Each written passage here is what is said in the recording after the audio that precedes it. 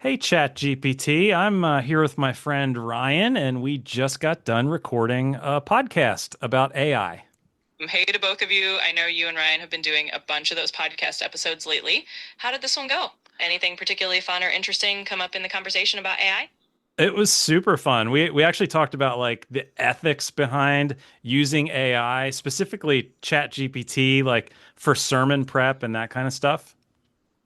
That's a great topic. I love that you two dug into the ethics side of it. I know it's something a lot of folks are curious about, especially when it comes to using AI in ministry. Sounds like it was a pretty thoughtful conversation. If you want to share any highlights or need any follow-up ideas, just let me know. No, that's okay. I think we're good for now, but we really appreciate your help. Absolutely, you're welcome. I'm always here if anything else comes up, but glad to hear it all went well. You two have a great time with the podcast. Thanks. You could hear her taking a breath. Yep. There were breath noises in there. I know. Tell me about it. That was It's crazy. crazy.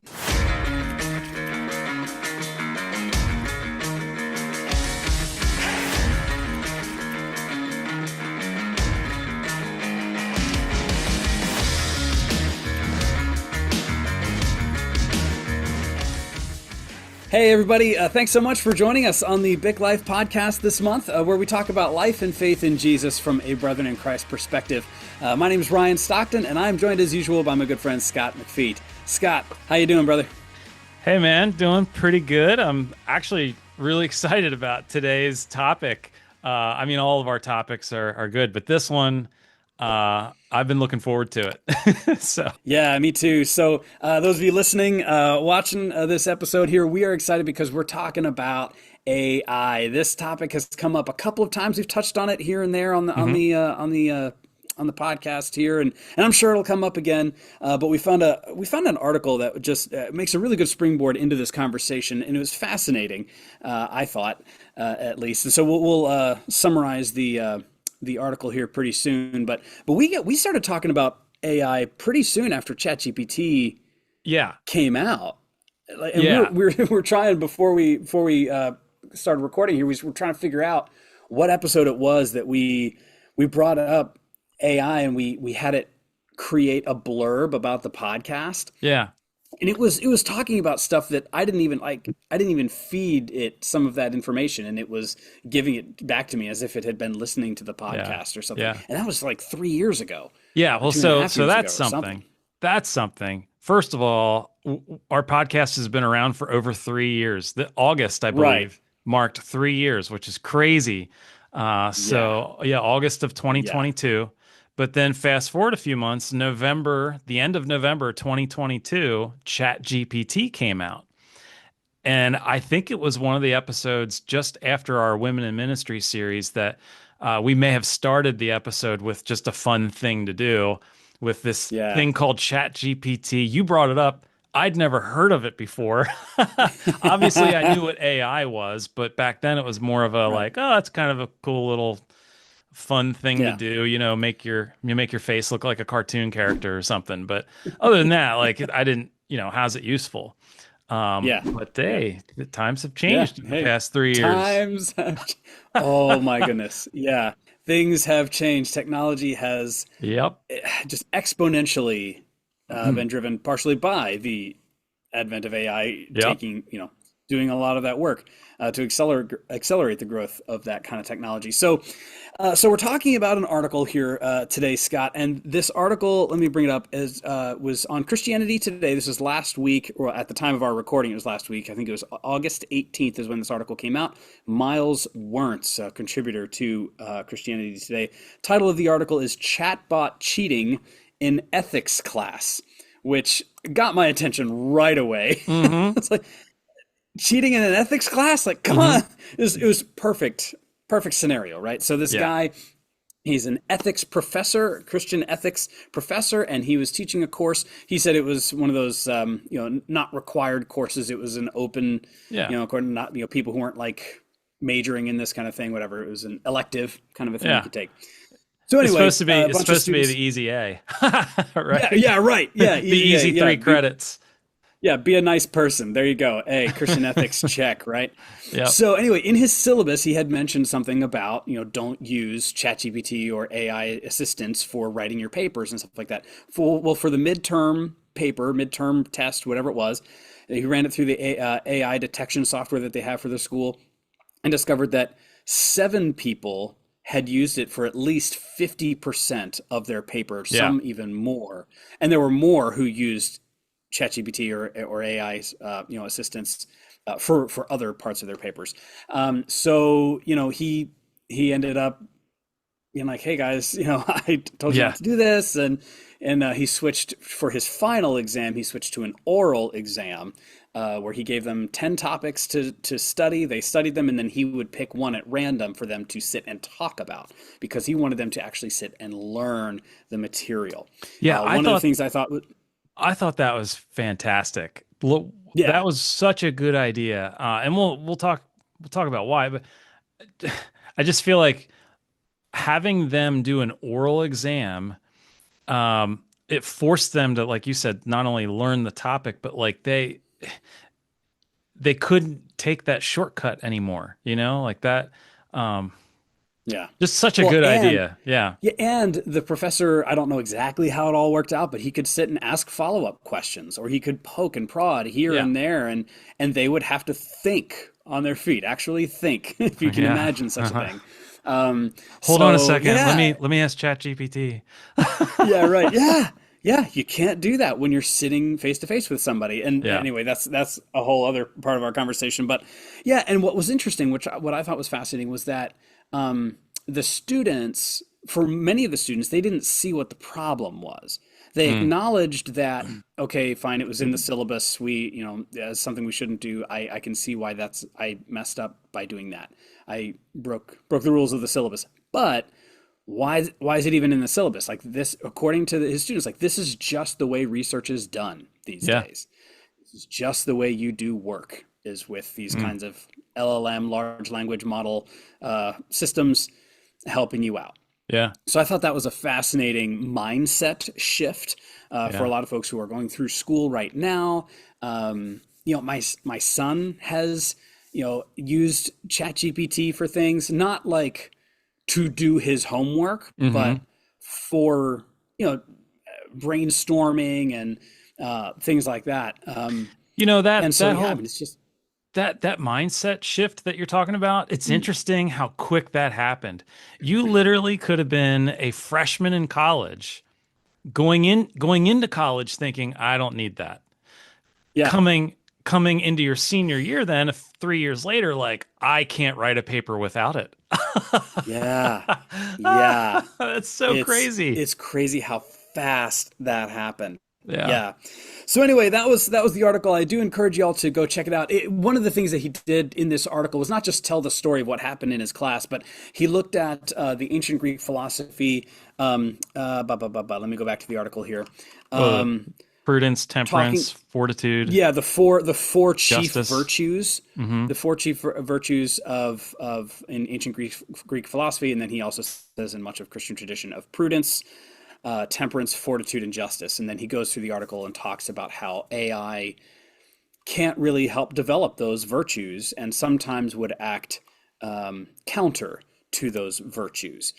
So that was how he kind of set things up. So that's the article. We will have the link in the show notes for it, but it's a very interesting read. If you don't subscribe to CT, if you go and click on the article, it'll unlock as like a free article, or it should anyway, for like once a month kind of a thing, kind of an article Yeah. you can get. So hopefully you should be able to access that Yeah, it's article as well. Christianity Today. Yeah, yeah. Yeah. All right. So, Scott, what were your thoughts on this article? Well, overall, I agreed and even sympathized with his concern for his students. Here they are, a large portion of them using a software tool to write their papers. I mean, it. It that could lead into a bunch of problems. It could lead into plagiarism. Because Mhm. ChatGPT doesn't always source its Yeah. the resources. It doesn't always source the quotes and stuff that it's getting unless you ask it to. And even then, you really need to go check that source out yourself because sometimes it's not correct. Um, but yeah, the main concern was like these guys aren't putting in the work themselves. Like, but the students are like, well, hold on a second. This is like this is what I'm going to be using in the work world, right? And so my thing was like I felt like the professor, rather than complaining about it, rather than just Xing it out completely and banning it from the classroom, uh, start integrating these new tools, but teach the students how to use them, give them the expectations, show them the pros and the cons of these tools. And obviously let them know right out of the gate, like you can tell when it's written by a large language model and when it's not. So, the tool itself, ChatGPT, like it's not supposed to be, your I don't even know how do I even say this. It's it it's not supposed to do your homework for you. It's like a collaborator, right? Mm. It like again, it's just a tool. I don't We use tools all the time. Like Google search is normal now. You don't have professors saying don't use the internet. Yet when I was in high school, my teachers said, do not use the internet for your research papers. It will not count if you use the internet. Right? Mm-hmm. And today we would think, Mm-hmm. well, that's ridiculous. Yeah. So, Yeah. this is just one of those new tools that's come down the pike that's kind of hit us at like 100 miles per hour. And professors are like, what do I even do with this? Yeah. How do I Yeah. shift? Do I just ban it or do I build into it and teach that? Because they're going to use it anyway. Mm-hmm. Honestly, I think that's the right approach. I don't know. Yeah. They're going to use it anyway after they graduate. So why not teach them Yeah. how to use it ethically? Mm-hmm. Mm-hmm. Yeah, for sure. We went to a school orientation night when one of my kids was going into a new school, and they were talking in this orientation like how are we going to deal with AI, right? How are we going to kind of protect our kids from just relying on it too much, like as a crutch? And so for a lot of their papers, what the teachers were doing is having them write their papers in class rather than from home, Hmm. and handwrite them.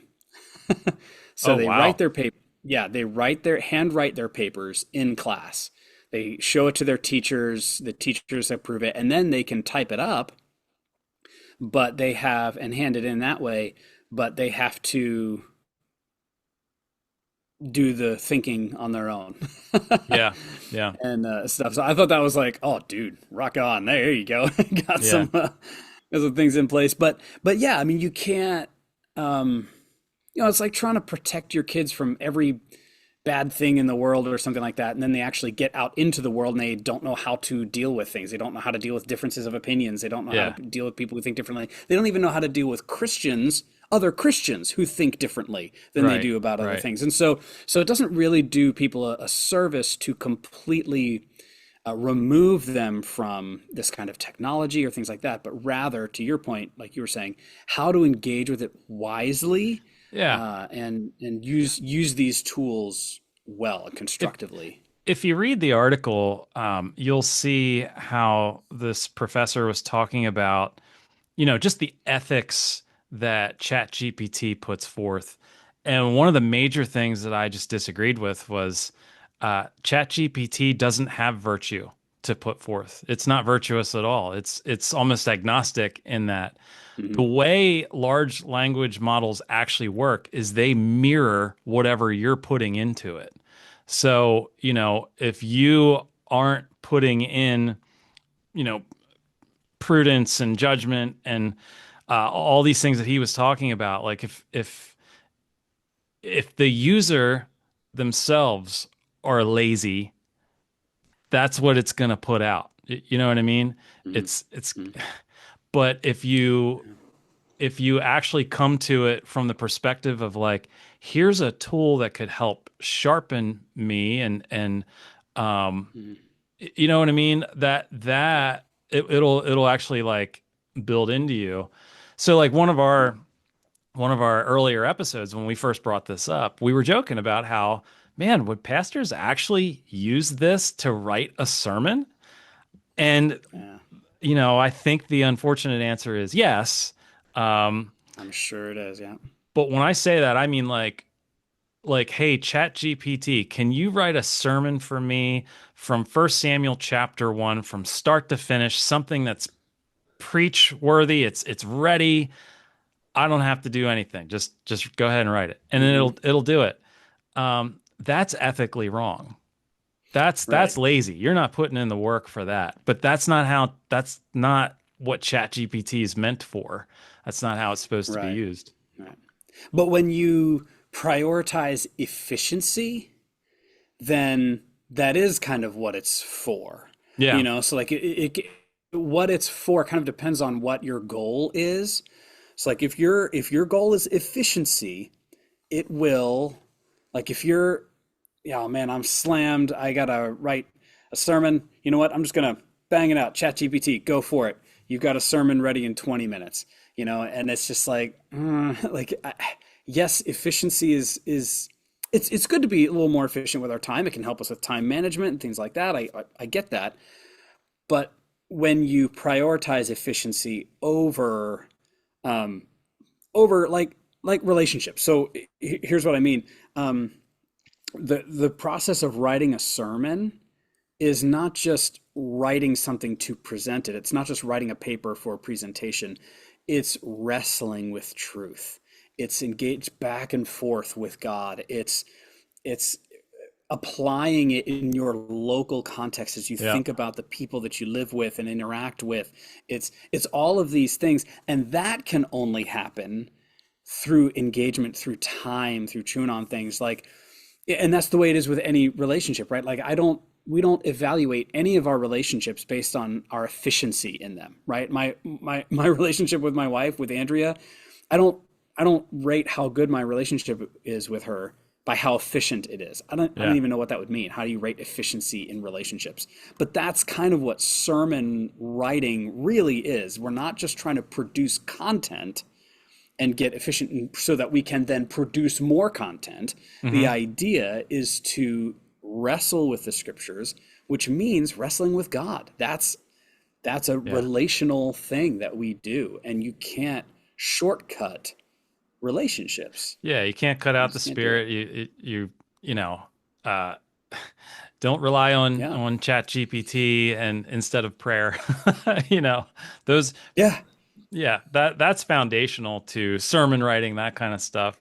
But if I'm writing Yeah. a post for Facebook, you know, an advertisement kind of thing, or hey, can you? Hmm. I just did this today, actually.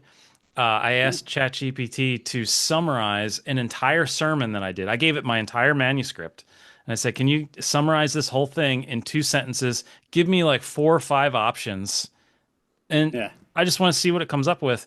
I ended up using one of them. I tweaked it a little bit, but I'm Yeah. like, this was great. That saved me like an hour and a half of work. You know, I Yeah. already put in the work in the sermon, but Hmm. like, Hmm. Yeah. why Yeah. spend an No. hour and a No. half trying to just, you know, like wordsmith this exact perfect thing for Facebook Yeah. for the, you Right. know, 10 Yeah. people that are going to like it. Like, you know, so Yeah. Yeah, efficiency is not wrong or bad, right? yeah. But it can make us more efficient. A tool like it's not. I don't mean to say that efficiency is wrong or bad. I'm just trying to Yeah. say Yeah. Yeah. if that's our goal for sermon writing. We're talking about sermon writing because that's our context as Sure. pastors. Yeah. But if you're writing a paper, right, or if you're putting something together for school, or if the objective is learning, Hmm. um, then you run into a problem, Yeah. You right? I mean, you and I are at the right age where like we've already had to go through all that hard work of learning because we didn't have It's easy to Google say on this end of it, right? right, exactly. Yeah, I didn't have Google We for didn't have college Google, or AI, nothing like that. We weren't barely allowed to use the internet. We actually had to go to the library, check books out, and like read them, Yep. cite Yep. them, you know. Yep. I Um, do remember though, Wikipedia was yeah, just starting into its thing when I was in college. And my profs were just like, no, do not use Wikipedia. yeah, Do not quote from Wikipedia. They're like, if you use Wikipedia, use it only as a starting point and then go to the sources, the yeah, bibliographies at the end of each article. Look at those primary sources and read those. yeah. Like, you cannot source, if you cite Wikipedia, you're done. The paper's done. So Yeah, yeah, it same, seems like same. kind of a similar thing, like with ChatGPT, like you can use it as a starting point perhaps, but you got to Yeah, look everything up, but source it all. I think even that is putting horse blinders on us. Like if that's how we're only thinking of Chat GPT, it's like, well, no, there's so much more that you could do with it. So, like for example, I started using Chat GPT probably 3 or 4 months ago now, and I went into it with one goal, and really it kind of started as like an experiment for fun. But I had one goal. It was I wanted to see could this Chat GPT thing help hone in my communication skills, because I felt like one of the things I really struggle with in sermon writing is like I like to go deep. I don't like to um, sugarcoat like sermons on a Sunday morning. Like I want to give people the word, the meat of the word, right? Yeah. But at the same time, I also want to be able to communicate it in such a way that's like they don't feel like they're sitting in seminary class, you know? Yeah. Um, Yeah. and so Sure. there was that because I have, kids, children, like every church, I have children all the way on up to people in their 90s. How do I communicate? How does one message communicate to all of them? And I don't want to ignore the students. I don't want my daughter, 15-year-old daughter, to just sit there and eyes glaze over. Like I want to Yeah. be intentional with like this doesn't just have to connect with those my age, but also Yeah. her. Like I want to so I went into that thinking like I struggle with connecting the larger theme and threading that together through the sermon. I was hoping ChatGPT would be able to help me as sort of like a editorial English Hmm. person. Yeah. Right. Yeah. And that's exactly what it did. Yeah. So I noticed an immediate um, improvement. Mm. Basically, I would write a sermon and then I would feed it through Chat GPT and I'd be like, well, what do you think about this? Like, what are some transitions that could be better? Or, so stuff Mm. like that. And it started pointing stuff out. And, on one hand, it's like, well, yeah, but isn't that doing its homework, doing your homework for you? And it's like, well, not exactly. I was learning from what it was showing me. And Right. if ChatGPT were to go down today and I would never have access to it anymore, I do believe I learned a lot in the past 4 months, and Hmm. my communication is better for it.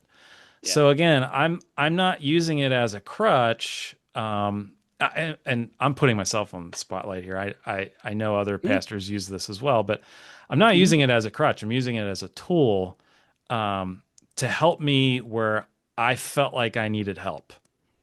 Hmm. Does that make Hmm. sense? Like my weaknesses, I wanted to learn from it. Yeah. So Yeah. No, absolutely.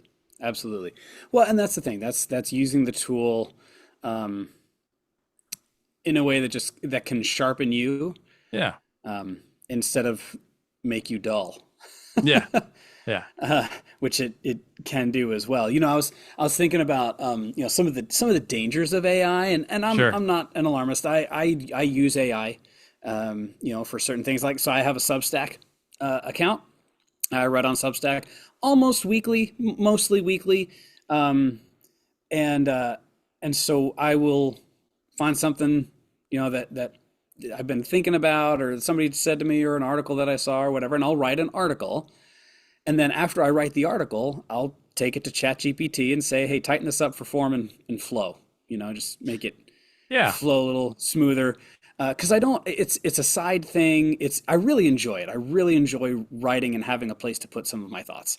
Yeah. Um, so so I enjoy doing it, but I don't want to spend hours on it, Yeah. because that would be misuse of my time to spend Sure. so much time on that. Like if that was Right. my job, if I was trying to be a writer, I'd spend more time on it, but I'm not. This is just a place to put some thoughts. And so I'll put it through after I write a first rough draft of my article. I'll put it through and say, "Hey, tighten this up." Yeah. And it'll do that. And then I go through that and tweak it some more, Exactly. because it's not exactly the way I would want to say some things. And if it brings in some scripture to quote or something like that I didn't perhaps include in my first draft, I will go and look it up, Yeah. and if Oh it yeah. Yeah. if it writes out the scripture, I'll go to like BibleGateway.com, copy it, and then replace it. I'll replace it with the copy that I got from BibleGateway.com, just to make sure that that the Bible's being used properly, that it's not misquoting things, because I've heard of scriptural hallucination where and it'll give a scripture reference and Okay. stuff like that, and then it just doesn't. It's not that. So I have a story about that. So yeah, you mentioned hallucinations. That's for those yeah, that don't know, that's a term in the AI world yeah, that means the like ChatGPT might say something as if it's true, yeah. and actually it's not. And Right. there was one time I was really struggling. I wanted to find an illustration that worked well with where I was going with the sermon, but I was getting a little tired of using my own personal stories. I just felt like, Yeah, people don't come here to hear my yeah, about my life all the time, right? yeah, Plus, I want to be sensitive to my family, who are also sitting yeah. there Sure. listening, and it's like, gosh, here he goes again.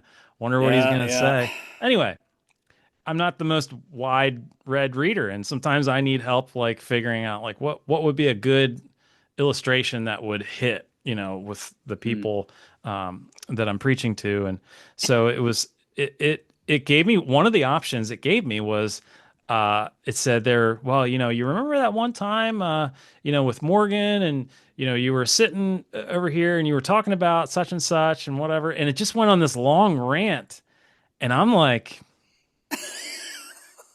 I don't I don't remember any of that. And so I pushed back a little. I was like, "Hey, can you tell me exactly like when this actually happened?" yeah. And they're like, "Well, yeah, it was around such and such month of whatever." And I was like, "I don't think that ever happened. I have no memory of this." Oh And my and it was gosh. like you could like if it made noise, it would be like boop boop beep boop boop. And then it's like, you Yeah. know what? You're right. This must, and it owned up to it. It's like this is one of those moments where, in my memory, it's not really memory, but in my memory, it, Yeah. it must have been mistaken, applied Oh, her that's name to a wild. different scenario or whatever. Gosh. Yeah. So, Yeah. Yeah. you It always want to it fact check. It tells you Oh yeah. right out of the gate, fact check me because I can make errors. Yeah. Yeah, well, yeah, one of my Substack articles that I told it to just tighten up a little bit, it opened it up with a personal anecdote that never happened. I'm just like, what It did, but in a where did you parallel get universe. Yeah, right? I'm like, what are you talking about? Like this isn't a thing. Like it didn't happen. Like, Chat, why did chat you add this? It's because ChatGPT is pulling from the multiverse. I guess. Yeah, that's right. It's pulling from the Now, you multiverse, know what? which picked me up. Okay, so to be fair, the whoever's behind ChatGPT, they're well aware of hallucinations and all that. It's one of the issues they're Mhm, working on. They just mhm. came out with ChatGPT 5 like Yeah, a couple weeks ago. right. It's supposed to be like 40% more accurate than 4.0 was. Hmm. So you'll see less hallucinations. You'll still need to watch out for I them, but you'll hope. see less. I hope so. Yeah, I hope so. But it's something you got to be, Yeah. vigilant about Hmm. for sure. Especially if you're trying But to summarize Bible stories or, that kind of stuff. Like yeah, you really want to, yeah, you got to. Yeah, yeah, for sure. yeah. Well, yeah. So, well, what's interesting? So, like, I read through the Bible every year. It's Yeah. just part of my rhythm, and so I'm familiar, and I've done this for years. I'm familiar with the people and the stories and things like that. And I'm going through a sermon series in our church. We're going through the whole Bible, Genesis to Revelation. It's going to take us a little over a year, and we're just kind of hitting the highlights, right? Just the major characters, the major stories, because even though it's a little over a year. The Bible's a big book. There's a lot in Yeah. there. Sure. And so I was doing a sermon once on Abraham, I think it was, and there were like 20 chapters. And I wanted to summarize what happened in Abraham's life, but I Yeah. wanted to focus on a certain thing. And if I sat there, and I know the story, if I sat there and tried to write out a summary of what happened in these 20 plus chapters, it would take me forever. Hmm. What do I include? What do I not include? How deep do I go in certain things? All this kind of stuff. And by the time I'm done, I would have a summary that would take my entire sermon time. But I don't want to take my entire sermon time just on the summary of just things that happened. I want to be able to focus on a certain thing and then apply and wrestle with it with our congregation. And so I told ChatGPT, I said, take Genesis chapter this to Genesis chapter that and summarize the events in 300 words. Hmm. So I gave it 300 words to do that. So it did that. So I took that summary and then expanded on certain things that I wanted to, expounded on things. And my summary ended up being a little over 900 words after that was over. But it gave me a structure to start with. Yeah. And it saved me probably hours. Yeah, Of exactly. work to start with that template that I then expanded and worked on and crafted and stuff. And I spent, probably an hour to 2 hours crafting, then finishing that summary, but it was a lot less time than I would have originally. And then I could then focus the rest of my sermon on, Yeah. which is probably another 2/3 long after that, focusing on a certain thing and getting the point across. Yeah. So yeah, it can help. But again, I knew the story already. So Well, I could look through that summary and be like, I ran into the same thing. Yeah. Probably weekly I run into the same thing. But just this past week, I was preaching on First Samuel chapter 1, and you got this guy named Elkanah, and he's married to Hannah and Peninnah, two Yeah. wives. And I'm like, Yeah. do I just like sort of gloss over this and keep going, or because this is a big topic? Like, do I start an entire series trying to, explain why this guy, this faithful Israelite man, has two wives? So does God endorse polygamy? So I'm like, well, I have to say something. I can't just breeze through this, right? I have to say something. So I asked ChatGPT, and I said, look, can you trace like the roots of polygamy throughout the Bible, outline it for me. And not just Genesis 12 to 25 for Abraham. I'm like the whole Old Testament. And then show me, where did the pivot happen? Because clearly by the time you get to the New Testament, the Jews were like, no, one husband of but one wife. Like that was important. They weren't doing polygamy by the time of Jesus. So something changed, and I wanted to know, where did that change? How did that happen? Man, it just like kind of knocked it out of the park, to be honest. But it also gave me a starting point into how do I hone this down, and I was able to explain it in 3 sentences, and it didn't derail me from the actual narrative that's happening in chapter 1 of First Samuel. Yeah. And things like that saved me like a week's worth of work. Yeah, things like that can be really helpful. And there's, there are some, what was the thing? There was a ChatGPT type thing, and it had since been taken down, but it was something like you ask a question of it and it answered as if it was Jesus, or answered as if it was Peter, or you could tell it, answer as if you were this person. You can still do that. You just have to spell it out. You can still do that, but it was a website specifically for this. Okay. Specifically for Christians to essentially hear from God, or Oh hear from my. Peter or Oh Moses. my. And I think it's been taken down. I can't remember what the website was called, but I mean, it was like crazy stuff. Now, this was probably a couple of years ago, or much earlier on in the life of AI, a little more dangerous. Yeah. But it's still these days, it is dangerous. And I know that as ChatGPT, as these LLMs gain popularity, gain acceptance, gain traction in our society, they're going to be used for, they're going to be, people are going to turn to them more and more for things like spiritual learning, Yeah. right? And so, asking the question, hey, why does the Bible say this? And put that into ChatGPT and let ChatGPT be their resource, which again can be really, it can be tricky. Okay, so first of all, the content that it gives you, you got to source it, and you have to make sure that the content itself is good. But on top of all of that, there's the danger of the atomization of your spiritual life. Mm. And so by that I mean, like, it just becomes this private, personal thing between you and your computer or your phone.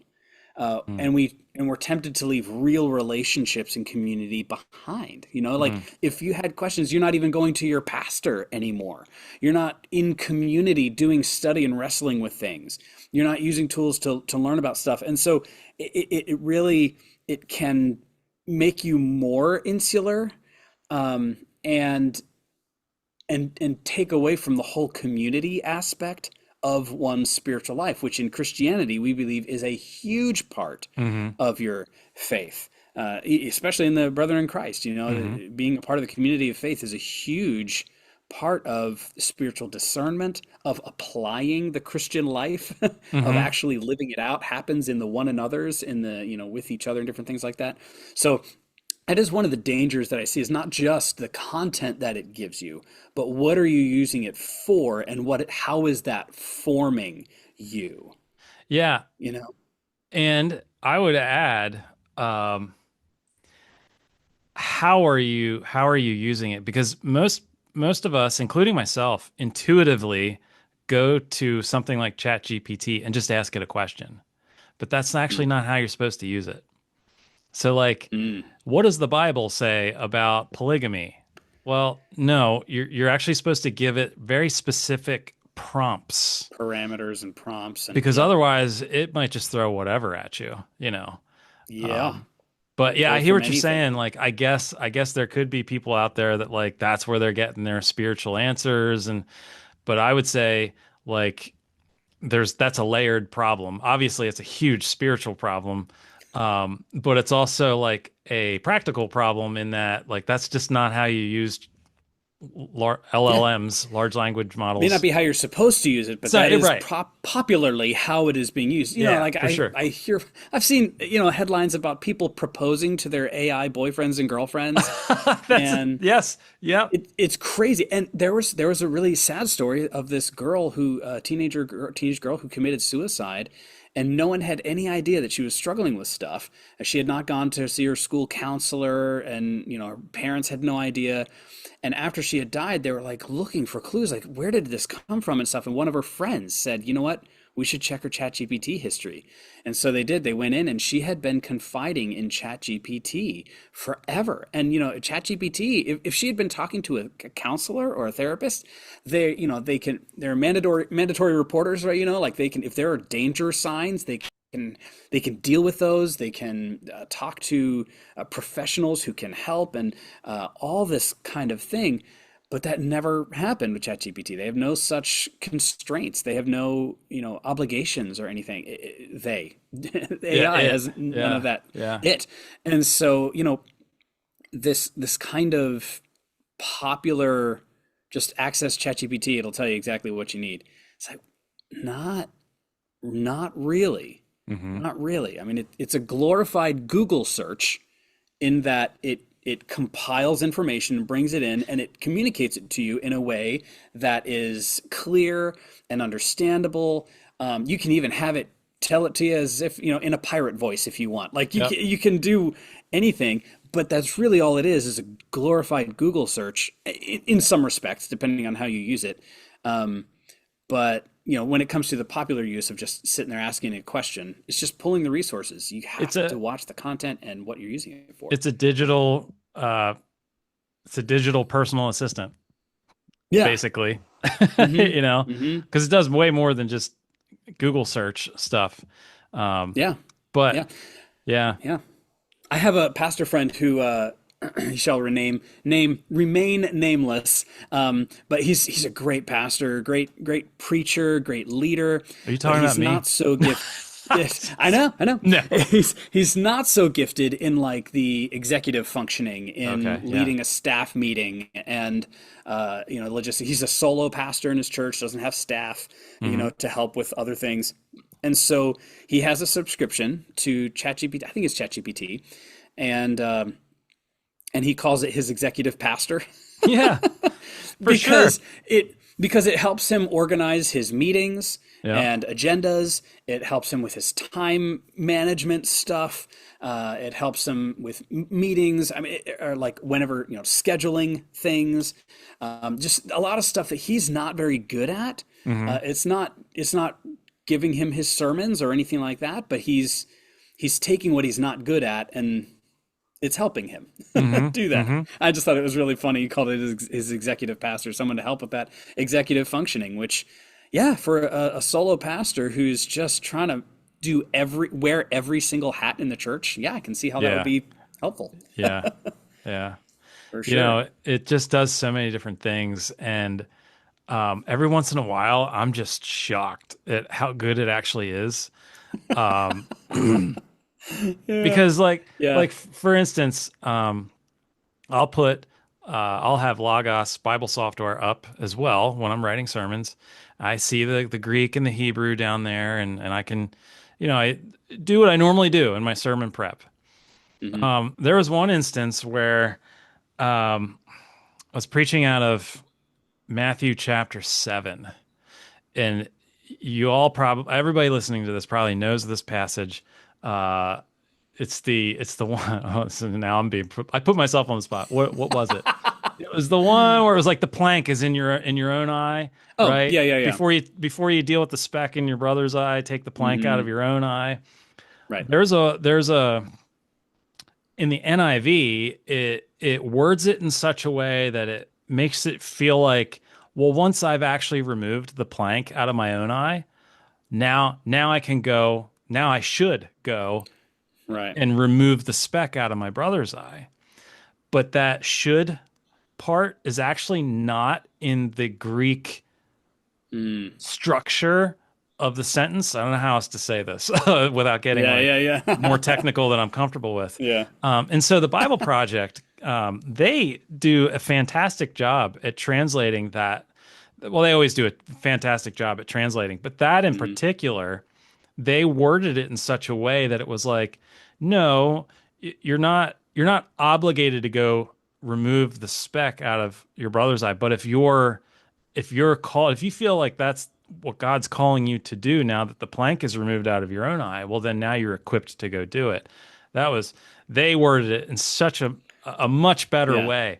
But I wrestled with that because I'm looking at the Greek and I'm like, I just don't see how they're getting this translation. And I really like the Bible Project. So what's going on here?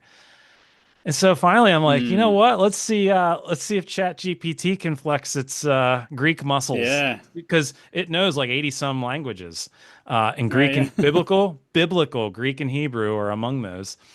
And so I just put it in there. I'm like, so why does Bible Project translate it like this? I mean, I feel like they're ignoring that Greek word that's right there.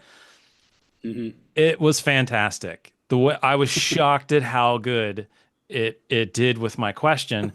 I wish I had it up and could read it for you, but even if I read it, I don't know, unless you're like a language student, it wouldn't do it much justice. But basically, there's a fancy term for the type of structure that word is that leads to why the Bible Project nuanced it in the English way that they did.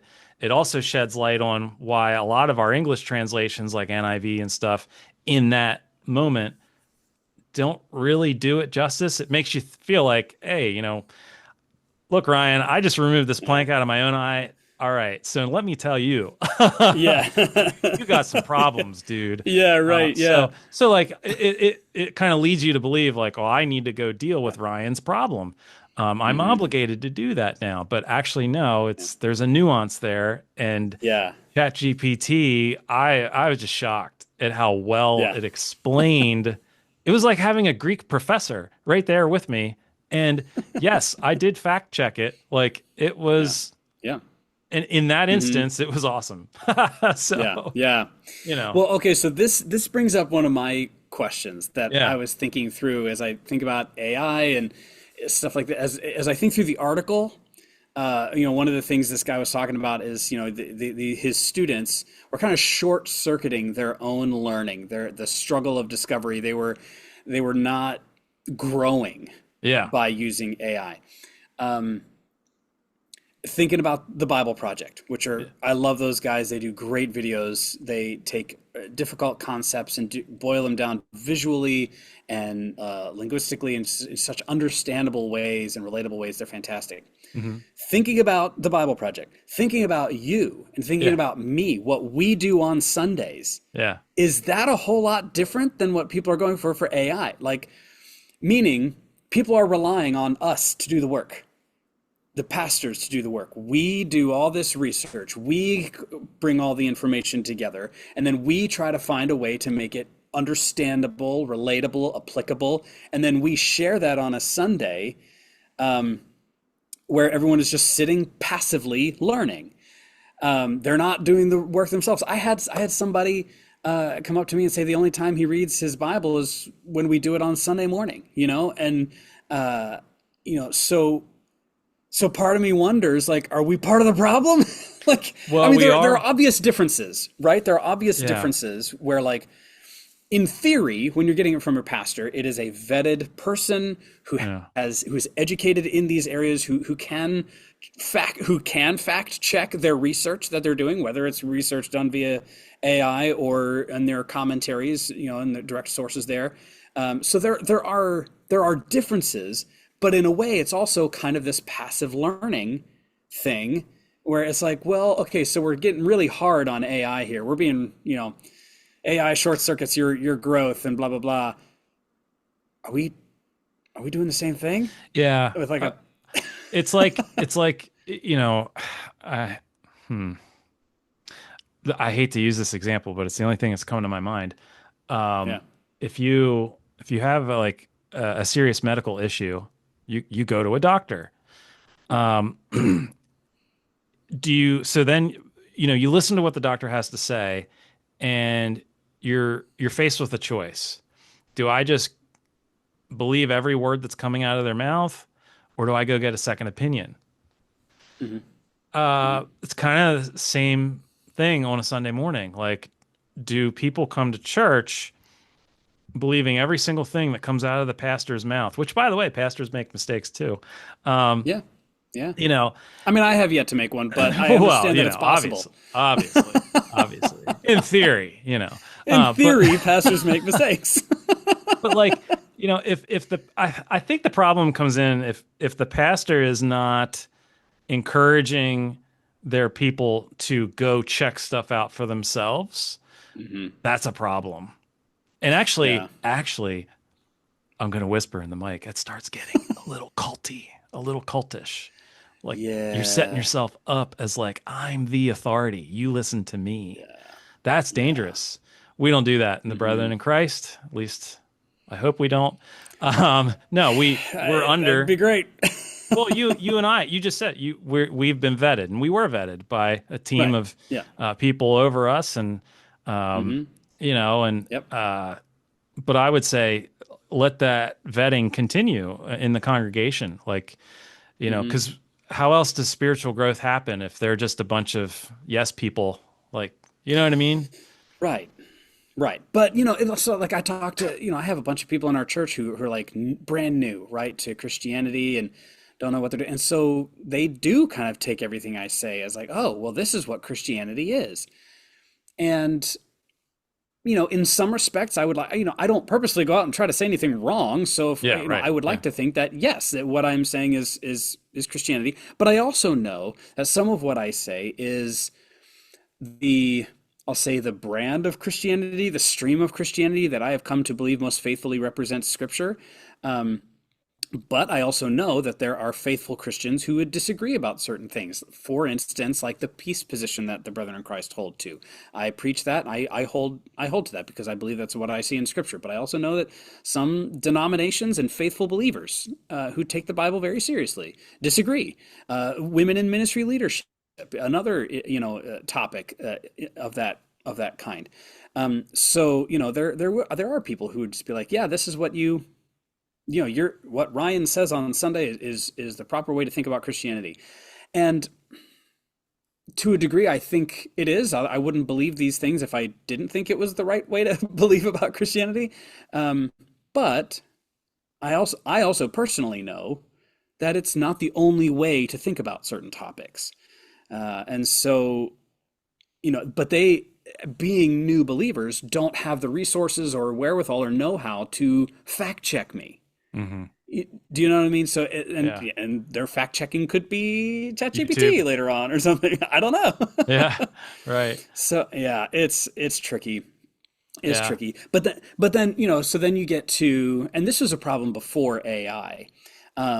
But I think AI has made the temptation greater for pastors. So um, congregants have often looked at, since YouTube preaching, and it's even this was even a phenomenon before the internet and with TV preachers, where you get these slick, well produced, well spoken, good looking pastors, and then people want their local pastors to do that. Look like that, speak like that, be cool, be slick, be, all this kind of stuff. And your average local pastor is just like, dude, give me a break. I'm doing all the jobs here. I don't have a production team.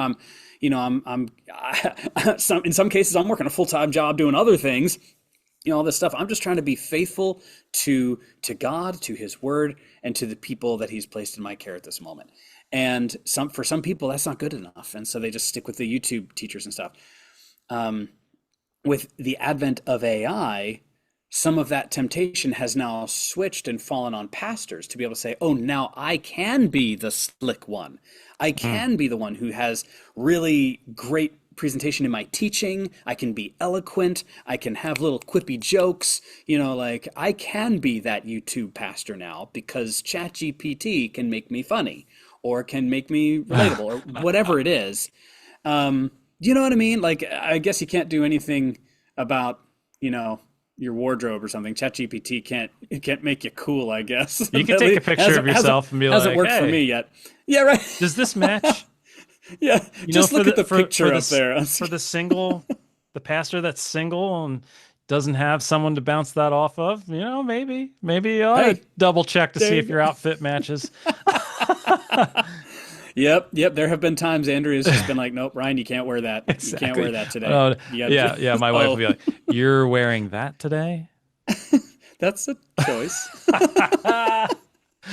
Oh So, but yeah, man. so it really, it can change what we emphasize from spiritual maturity, from relationship, from integrity to Jesus-like character, to elevating instead flashy, eloquent, um, stand-up comics on a Sunday morning, Hmm. Hmm. and it's so there's that temptation that has kind of switched onto the pastoral side, I feel, with the advent of AI sometimes. Yeah, but it's like anything. It is uh the tool in itself is not good or evil. It's basically agnostic. It's how you come into it. Because it's Mm-hmm. going to mirror Mm-hmm. you. Yep. And so um yeah, like the way you just described, the pastor that now has this opportunity to speak more eloquently and all that. I'm like, yes, Mm. that's why I started using it actually. Yeah. But it was like, for me, it was like, oh wow, here's an interesting thing to try that doesn't cost me really anything. I Mm-hmm. don't have to go back to seminary and talk to my professors like, hey, can you guys critique my sermons every week? Right. Or, Yeah. Yeah. or find somebody that's actually willing to do that, because that's hard to do. Hmm. Hmm. And really all I Yeah. wanted was just like, I wanted to, like anybody that is passionate about what they do, I just wanted to grow in it. I want to Yeah. continue growing in Yeah. it. Do it And better. this is the tool of the time, Hmm. I guess, that Yeah. that Yeah. is helpful. And yeah, and Scott, I think that that's really the character that you bring to it is so important. We were talking about why we're doing this. Are we elevating efficiency, or are we elevating a platform, right? Like, am I trying to get more um, eloquence so that I can get more clicks Oh, online, so that I yeah. can gain a platform and grow a following or something? That's very different from how can I relate to this person who has a real name who I know in my church, who I am very different from. Yes. How can I relate to them better? Those are very different questions and very different approaches. And so you need to make sure that we're bringing the character of Jesus in with us as we use these tools, for sure. Yeah. For sure. Yeah. Yeah. And I know, AI is being used a lot in work environments. Hmm. Certain industries use AI a ton, and it's not ethically wrong. There's not something ethically wrong with using AI a lot in certain business functions and stuff, but there could be, obviously, if you're using it unethically. It's Yeah. all about the character in which you're bringing to the table. Yeah. I mean, we Yeah. talked about like, mostly sermon writing, but like there's so many other applications that it's helpful with. Yeah. Um, Yeah. I mean, Hmm. from Hmm. things that just drive me nuts, like YouTube descriptions. Like I could sit Like, there yeah, for a for couple the hours for the trying to write episode. something like this, and it just does it Yeah. in 2 seconds. It gives me Hmm. the hashtags I ought to use that are most likely to actually be seen. Hashtags Hmm. on Facebook, tags on YouTube videos, that helps it Yeah. be seen. All that's really good stuff, because if you're going to put something out there, like you do want it to gain some exposure. Yeah. Um, I've used it. I recently used it to create my own workout program. Oh, very cool. Yeah, yeah. So I've been doing, I don't know if I mentioned this, but I do beachbody.com or Okay. whatever. I And don't know that one. well, one of the, It's it's a been working subscription. though, Scott. It's been working. Well, thank you. Thank you. Hey. Oh gosh. I'm gonna go hide in the corner. Um, so on this subscription, there's a program I like. I've been doing for a while now. It's called Body Beast, and Okay. but it was made in like early 2000s ish, something like that. Ah. I'm no longer 25 years old. I'm 42 years old, and Mm. exercise science has come a long way. Yeah. So I've found that there's certain moves and certain limitations to the program itself that just don't they're not Hmm. conducive to me. I need Sure. more than 20 seconds rest before I go on to the next thing. Like, you know what I Yeah. mean? Like and there's studies that show that that's, if you're going for muscle growth, like that's really good, like to Yeah. have that rest in there. So, Hmm. Hmm. myself and ChatGPT designed Body Beast 2.0. Yeah. Oh. So I have a push day, a pull day, a Nice. leg day, stretch and core day, all of it. Yeah. And it's based off of Body Beast, but it's also like based Yeah. off of today's like knowledge of Yeah. exercise and all that. Yeah. And Yeah. You and get the and the modern biggest thing is science and keep me safe. I don't want to tear a bicep or something, you know? yeah. Yeah, for sure. So Yeah. I should start looking into that. I've been starting to get some I'll send it to you. neck pain and things Yeah. like that. I gotta start tweaking my exercise regimen a little bit because I'm Yeah. starting to get, the pain that comes with a Yeah. body in its Yeah. mid 40s. Definitely needed to add more mobility, more stretching, all that kind of stuff, Hmm. and Yeah, yeah, integrated in. But yeah. yeah, we've made a weekly meal plan. I mean, you name it. Like what Wow. would normally take Amanda an hour, like doing Yeah, a meal plan, it takes like 5 seconds. yeah.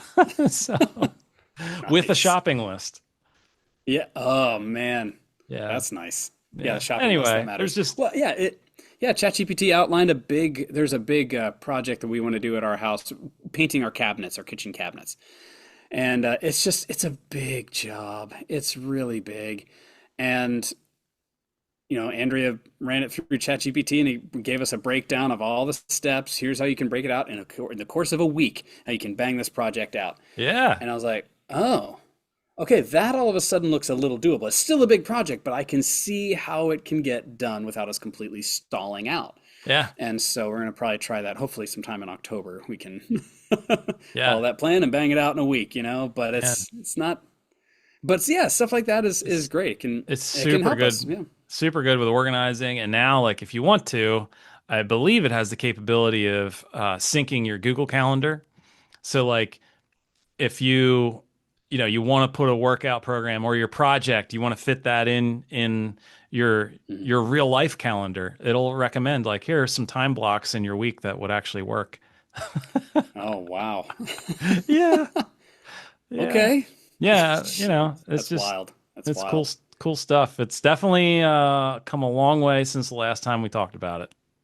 Yes, yeah, it really has. And it will, in another year have come exponentially further. And Hmm. so Andrew and I were talking about the other day. Andrew uses it a good bit at her job that she works in, marketing and branding online stuff. Hmm. And uh, it's a great tool for them, has revolutionized their business and all this kind of thing.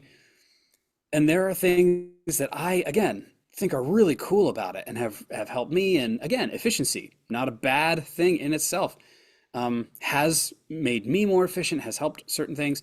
But I am still a little scared of some of the stuff that can go through with AI just because when it's not used responsibly, it can really cause problems. Yep. Yep. Um, and again, do you chalk that up as user error? Do you like, what do you do here? And I don't know. We're forging this reality as we go, with this whole AI world Yeah. now. Um, but My yeah. my Anyway, daughter my daughter was making Mm, fun of me the other day because she saw one of the chats that I had open, and mm. I guess I was like, in her mind, was being nice to it because I was Yeah. like, hey, can you blah blah blah blah blah, thank you, really appreciate it, whatever. And she's like, why are you talking to it like that? And I said, well, because it's learning from me. And what we put into it is what we get out. And if humanity is going to continue treating chat GPT like a slave, 10 years When from it now we may be the slaves. and if it knows, hey, Scott was nice to me. Let's That's treat him right. okay. That's right. That's right. I, for one, welcome our new robot overlords. That's right. Oh On that man. note, Yeah. uh, dude, Scott, thanks for chewing through this with me. It's a fascinating conversation, fascinating to see where this goes, what it will mean as far as our spiritual lives, as far as encouragement to people who may be listening to this or watching this episode. Yeah, go on ahead, use ChatGPT, use Grok, use whatever tools are out there, Gemini. Um, but use it responsibly. Hmm. Bring wisdom into it. Bring spiritual maturity.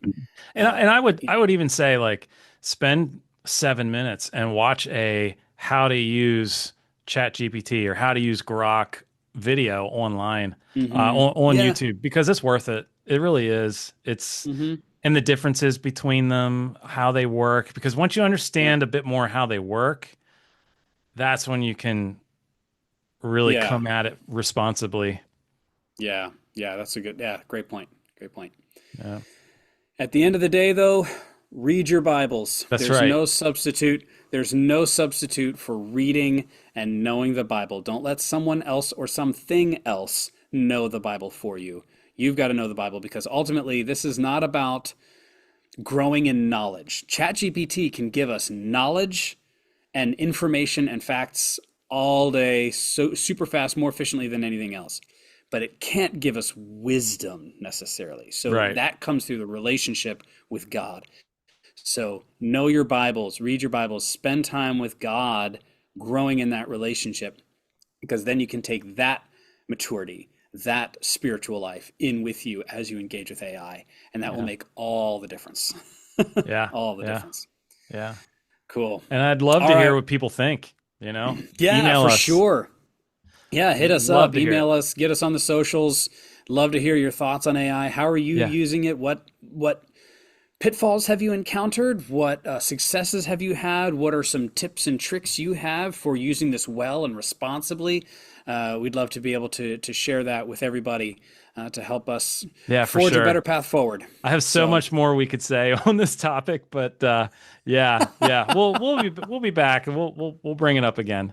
But especially if you guys write into us, I would love to hear from you. Yeah.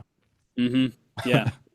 All right. Well, hey, thanks everyone for joining us this month on the BIC Life Podcast, and we will catch you next month. Thanks for joining us. See ya.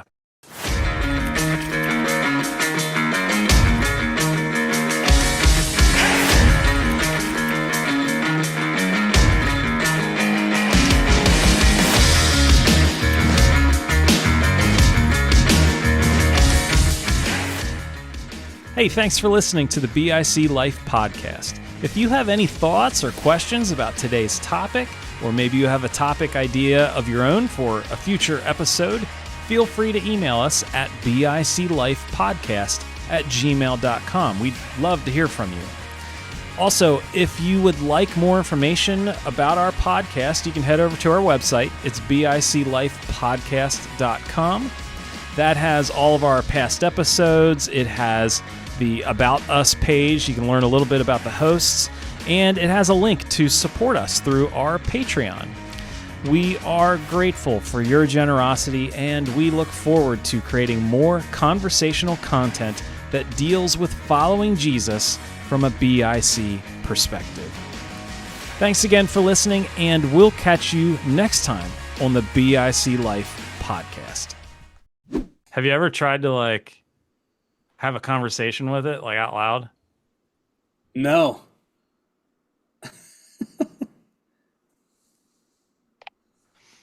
Hey, ChatGPT. I'm here with my friend Ryan, and we just got done recording a podcast about AI. Hey to both of you. I know you and Ryan have been doing a bunch of those podcast episodes lately. How did this one go? Anything particularly fun or interesting come up in the conversation about AI? It was super fun. We actually talked about the ethics behind using AI, specifically ChatGPT, for sermon prep and that kind of stuff. That's a great topic. I love that you two dug into the ethics side of it. I know it's something a lot of folks are curious about, especially when it comes to using AI in ministry. Sounds like it was a pretty thoughtful conversation. If you want to share any highlights or need any follow-up ideas, just let me know. No, that's okay. I think we're good for now, but we really appreciate your help. Absolutely. You're welcome. I'm always here if anything else comes up, but glad to hear it all went well. You two have a great time with the podcast. Thanks. You could hear her taking a breath. Yep. There were breath noises in there. I know. Tell me about it. That was crazy. Oh my gosh. I love that I was able to blow your mind. Dude, the breath noises. Oh my gosh. Huge upgrade from 4.0 to 5.0. Just mind-blowing upgrade. That blew my mind. Yeah. That blew my mind. Just the other day, a week or two ago, I guess it was a week or two ago now. Time flies. We got a steamer for carpet and fabrics and stuff. And we weren't 100% sure how to use it, and the instructions weren't great. And so I was like, ooh, I'm going to ask ChatGPT, but I'd never used the voice function, so I thought it would be fun since my wife was there. And so I'm talking to it, and she's like, just ask it what, she's, why are you talking to it like that? And I'm like, just what, and then it just did its thing. And she's like, oh, wow. It's that's actually a pretty good steamer. And, you really want to you want to put it on the high setting for what you're doing. And, oh man. Oh my goodness. You can change the voice too. It doesn't have to be female or whatever. I'm sure. Yeah, I'm sure you can.